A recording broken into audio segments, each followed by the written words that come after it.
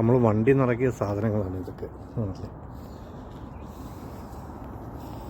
ഇനി ഇതെല്ലാം തൂത്ത് വെച്ച് വൃത്തിയാക്കി ഗോഡൗണിൽ കൊണ്ടുവയ്ക്കണം.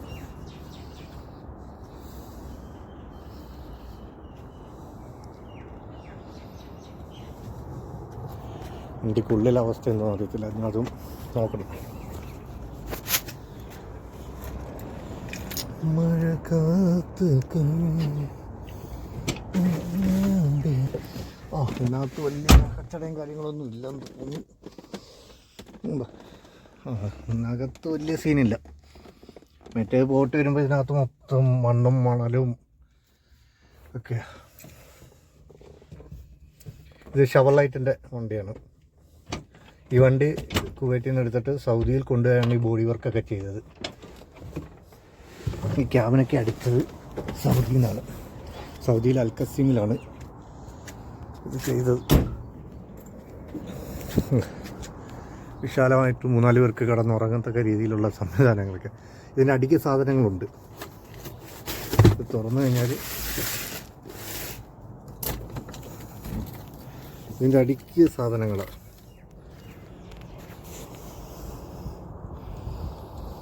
ഇതിൻ്റെ അടിക്ക്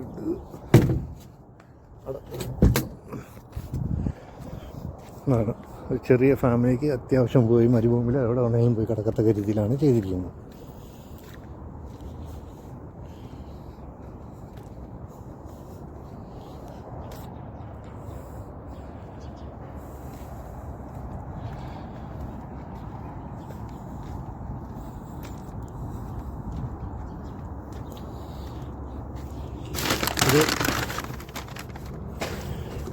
ഇത് സ്റ്റോർ റൂമാണ്. അത്യാവശ്യം എല്ലാ സാധനങ്ങളും ഇതിനകത്ത് തന്നെ കൊള്ളും. പിന്നീടുള്ളതെന്ന് പറഞ്ഞാൽ ഇത് അതേപോലെ തന്നെ സ്റ്റോർ റൂമിൻ്റെ സെക്കൻഡ് പാർട്ടാണ്. ചായപ്പൊടി,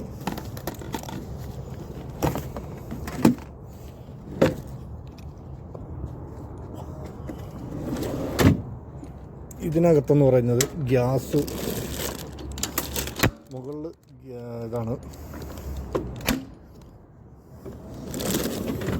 ഓരോന്നകത്ത്.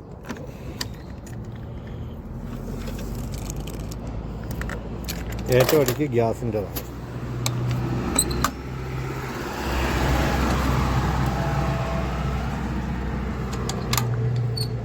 ഇതിൻ്റെ മേലത്തെ തട്ടിലെ ചെറിയ സ്റ്റോർ റൂമും അതിൻ്റെ താഴത്തെ സെൽഫിലെന്ന് പറയുന്നത് ഗ്യാസിൻ്റെ കണക്ഷൻ വരുന്നത്.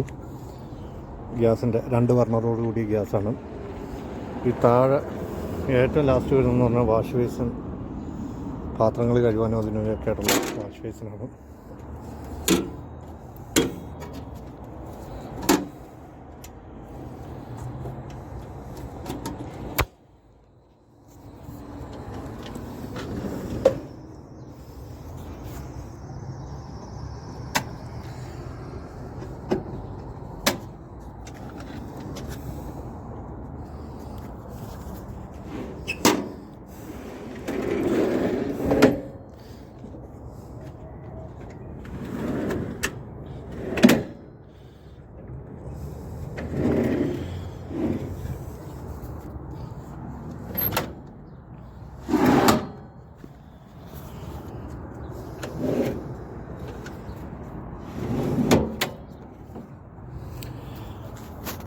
ഞാനത് നടക്കട്ടെ.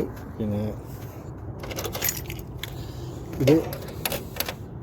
ഇതിൻ്റെ ഗ്യാസിൻ്റെത്, വെള്ളത്തിൻ്റെത് ഒക്കെ സ്വിച്ചുകളും കാര്യങ്ങളുമാണ്. എയർ അടിക്കാവുന്നത്. ഇതിനകത്തൊരു ടാങ്കൊക്കെ അറേഞ്ച് ചെയ്തിട്ടുണ്ട്. വെള്ളത്തിൻ്റെ ടാങ്കുണ്ട്. ഇപ്പോൾ എത്ര ടെമ്പറേച്ചർ ഗ്യാസിൻ്റെ എല്ലാം ഇവിടെ നമുക്ക് അറിയാൻ പറ്റും. മീറ്റർ വെച്ചിട്ടുണ്ട്. വെള്ളം എത്ര ഉണ്ട്, ഫുള്ളുണ്ടോ ഹാഫ് ഉണ്ടോ എന്നുള്ളത് അറിയാൻ പറ്റും. പിന്നെ ഇതിനകത്ത് നമുക്ക് എയർ അടിക്കാൻ സംവിധാനങ്ങളുണ്ട്.